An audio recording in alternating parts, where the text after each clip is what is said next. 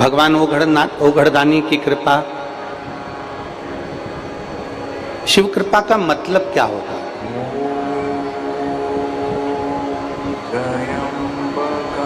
शिव कृपा का मतलब ये नहीं है कि जीवन में दुख नहीं आए। शिव कृपा का मतलब ये है कि जिंदगी में दुख, ऐसा कोई मानव नहीं, संसार का ऐसा कोई मनुष्य नहीं जिसके जीवन में दुख ना आए। शिव कृपा का मतलब होता है कि जीवन में दुख तो आएगा, पर वो दुख मेरे महादेव की कृपा जब होती है तो मालूम नहीं पड़ता वो दुख कैसे अपने आप कट जाता है और समाप्त हो जाता है। उसको शिव कृपा कहते हैं।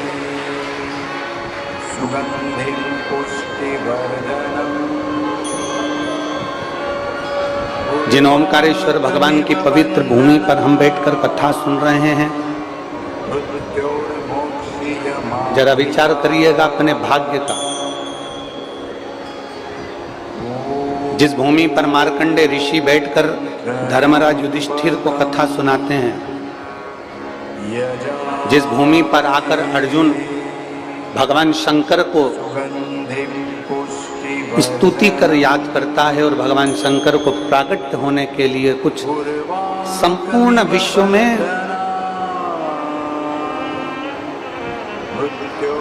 यज्ञ करता, जो यज्ञ को भूल गए थे उस यज्ञ को कराने के लिए वापिस देवादिदेव महादेव को प्रकट करते।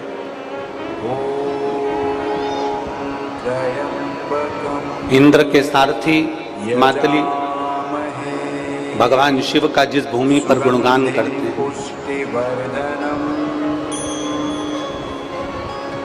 जिस भूमि पर साधारण कोई संत नहीं, साधु नहीं, सन्यासी नहीं, तपस्वी नहीं, साधक नहीं, उपासक नहीं, जिस भूमि पर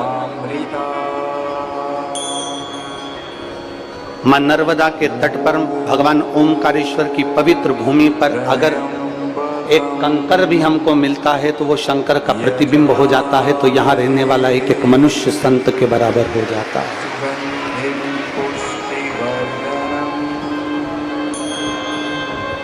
साधारण नहीं हो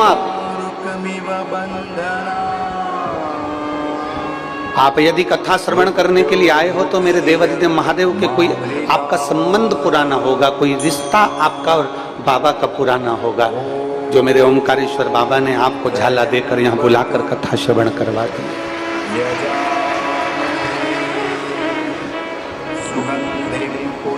बस शिव कथा कहती है, भगवान देवादिदेव महादेव का चरित्र कहता है।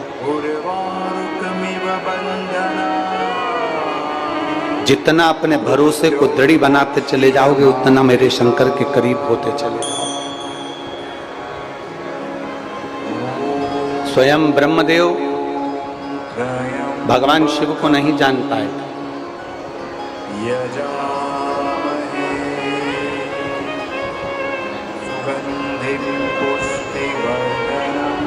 ब्रह्मा जी भगवान शंकर को नहीं पहचान पाए, और नहीं पहचान पाए तो उन्होंने ब्रह्मदेव ने स्वयं भगवान नारायण से कह दिया था कि मुझे मेरे पिता का नाम मालूम है कि आप मेरे पिता हो, पर क्या आपको आपके पिता का नाम मालूम है कि आपका पिता कौन है?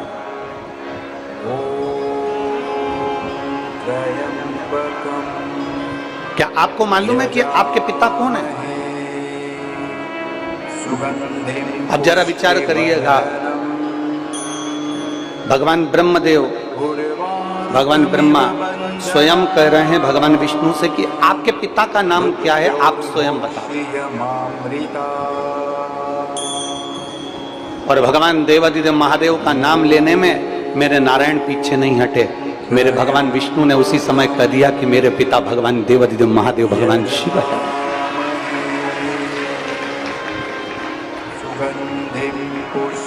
जिसने दिया है ना, उसका गुणगान करने में पीछे क्यों हटना? यहाँ पर ये हजारों पत्र आते हैं आखिरी दिन आप लोग पत्रों का दर्शन करेंगे कि यहाँ इतने सारे पत्रों का ढेर लग जाता है, पत्र इकट्ठे हो जाते हैं।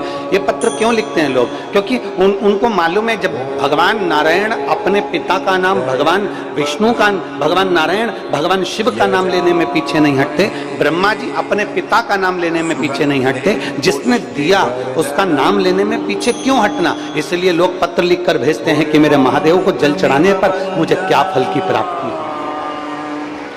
महादेव को जल समर्पित करने पर, मेरे महादेव का नाम स्मरण करने पर, मेरे महादेव को एक बेलपत्र समर्पित करने पर, मेरे शंकर के मंदिर जाने पर मुझे क्या फल की प्राप्ति हुई? और शंभु शरणे मांगू घड़ी रे दुख काटो दया करीने दर्शन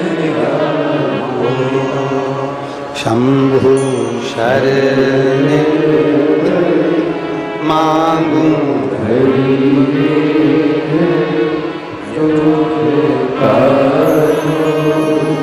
दया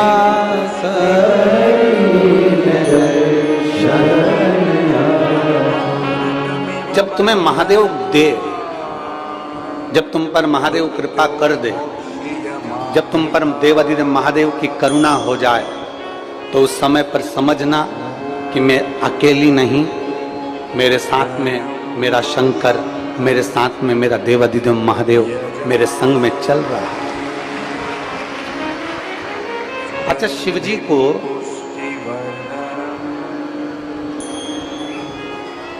आप लोगों ने एक नाम सुना होगा, अपन सब भगवान शंकर को शिव शंभु भी कहते हैं। क्या बोलते हैं? जम के जरा बोलो, शिव शंभु। शंभु का मतलब क्या है? स्वयं भू। शंभु का मतलब क्या है? स्वयं प्रकट होने वाला, आजन्मा, मृत्यु से परे। मेरे राम जी महाराज को पृथ्वी पर आना पड़ा तो मेरे राम जी महाराज को वापस जाना पड़ा। मेरे भगवान कृष्ण को पृथ्वी पर आना पड़ा तो मेरे भगवान कृष्ण को वापस जाना पड़ा। साधु संत ब्राह्मण गुरुजन तपस्वी जन साधक जन उपासक जन और आप और हम जब पृथ्वी पर कोई मनुष्य जन्म लेता है तो उसको वापस जाना पड़ता है। मानव का जन्म मिला है तो वापस जाना पड़ता है। पर मेरे देवाधिदेव महादेव को कहा गया शिव शंभु। शंभु का मतलब है कि जो स्वयं प्रकट हुआ है, जो स्वयं सामने प्रकट हो गया, जो स्वयं है, जिसका कोई माता नहीं, जिसका कोई पिता नहीं और जिसका कोई शुरुआत से लेकर कोई अंत नहीं दिखता, वो स्वयं शिव शंभु स्वयं प्रकट होता है और अपने जनमानस का कल्याण करता है स्वयं।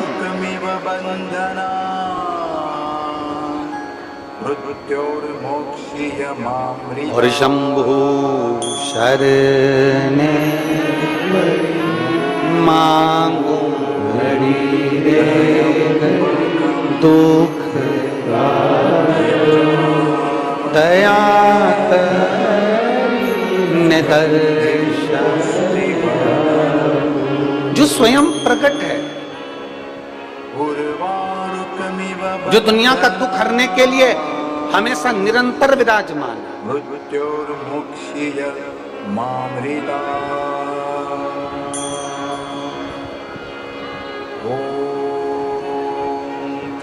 कल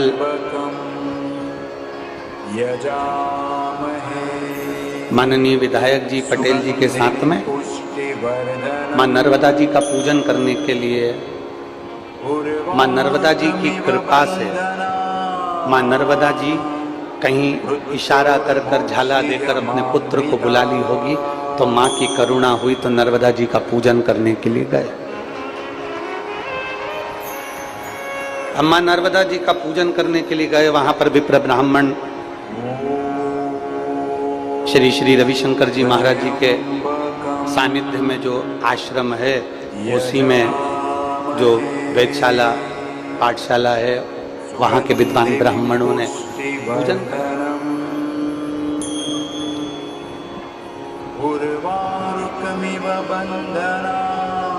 अब पूजन करते करते माँ रेवा मैया की गोद में, माँ रेवा जी के जल में, महारानी के उस आंचल में, माँ रेवा मैया के जल के अंदर मछलियों का दर्शन हो रहा है। जरा ध्यान देना कथा पर, बहुत बहुत जो अनुभव किया वो बताने में कुछ नहीं आता। रेवा मैया के आंचल में, रेवा मैया की गोद में, मेरी माँ नर्मदा मैया की गोद में, माँ रेवा के जल में मछलियों का दर्शन हो रहा था, छोटे छोटे जीवों का दर्शन हो रहा था। कोई मछली बड़ी थी, कोई मछली छोटी थी, कोई बहुत छोटा सा जीव था, कोई बड़ा जीव था, और वो रेवा मैया की गोद में अटखेलियां कर रहे।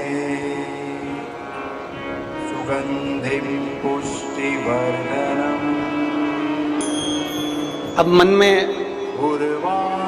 ब्राह्मण देवता ने हाथ में पुष्प देकर बिठाया और वो मछलियां, वो जीव दिख रहे थे, तो मन में एक भाव प्रकट हुआ। एक मछली का जन्म हो जाता है तालाब में, एक जीव जंतु का जन्म हो जाता है कुएं के अंदर, एक जीव जंतु का जन्म हो जाता है खड्डे में भरे हुए जल में, एक जीव जंतु का जन्म हो जाता है कहीं तालाब में, कहीं सरोवर में, कहीं नदी में। पर धन्य है माँ नर्मदा, धन्य है मेरी माँ, जो तेरी गोद में ये जीव भी अगर जन्म लेते होंगे तो ना जाने इन्होंने कितने तप करे होंगे, तब जाकर ये नदी में जन्म लिए हैं तेरी गोद में।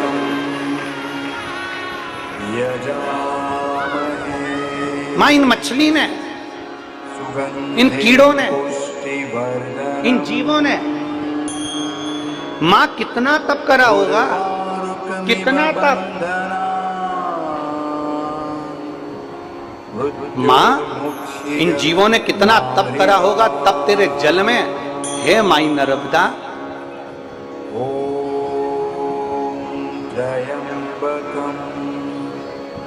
यजामहे सुगंधिं पुष्टिवर्धनम्।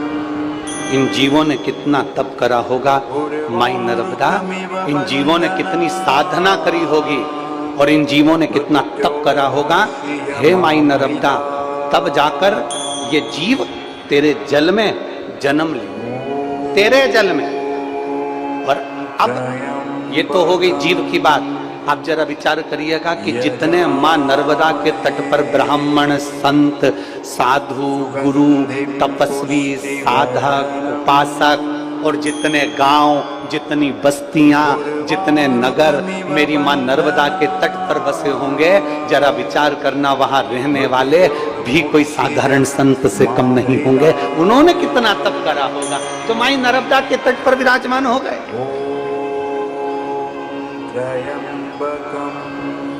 और जितने आज कथा में बैठे हो, पंडालों में तो जगह नहीं है, पर रोडों पर जो बैठे हुए हैं, पेड़ों की छांव में जो बैठे हुए हैं, जो इधर उधर जहां तहां विराजमान है, गाड़ियों के नीचे अपना अपना टेंट, अपना अपना छाता लगा लगा कर जो लोग बैठे हुए हैं, जरा ध्यान देना कि मां नर्मदा की गोद में जो जीव जन्म लिया वो भाग्यशाली है। मां नर्मदा के तट पर जितने जीव रह रहे हैं, जो गांव, जो संत, जो शहर, जो नगर, साधु, सन्यासी, ब्राह्मण, संत, तपस्वी जो मां नर्मदा के तट पर रह रहे हैं, वो तो भाग्यशाली हैं।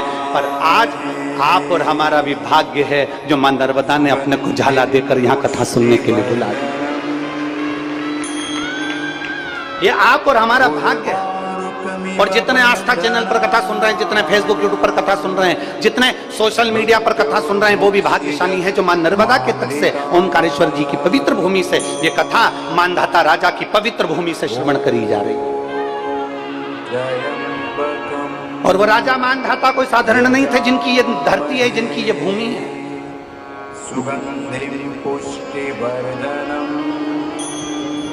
उज्जैन में क्या महाकाल बाबा ऐसे ही प्रकट हो गए? काशी में क्या मेरे विश्वनाथ जी ऐसे ही प्रकट हो गए? सोमनाथ जी में क्या मेरे सोमेश्वर महादेव ऐसे ही प्रकट हो गए? नागेश्वर भगवान क्या ऐसे ही प्रकट हो गए? मल्लिकार्जुन क्या ऐसे ही प्रकट हो गए? केदारनाथ जी में क्या केदारेश्वर बाबा ऐसे ही प्रकट हो गए? क्या वेदनाथ जी में वेदनाथ जी ऐसे ही प्रकट हो गए? क्या ओमकारेश्वर में मेरा ओमकारनाथ ऐसे ही प्रकट हो गया? नहीं, मेरा ओमकारेश्वर बाबा ऐसे ही प्रकट नहीं हुआ, ना जाने कितने तप साधना कितना कितना करा होगा, तब जाकर हमको और आपको, और ये कली काल में 12 ज्योतिर्लिंग में अगर लिंग का दर्शन, शिव का दर्शन यदि आप और हमको हो रहा है, तो अपने आप को भाग्यशाली समझना कि मेरे भोले बाबा की बड़ी कृपा है जो 12 ज्योतिर्लिंग का दर्शन हो रहा है।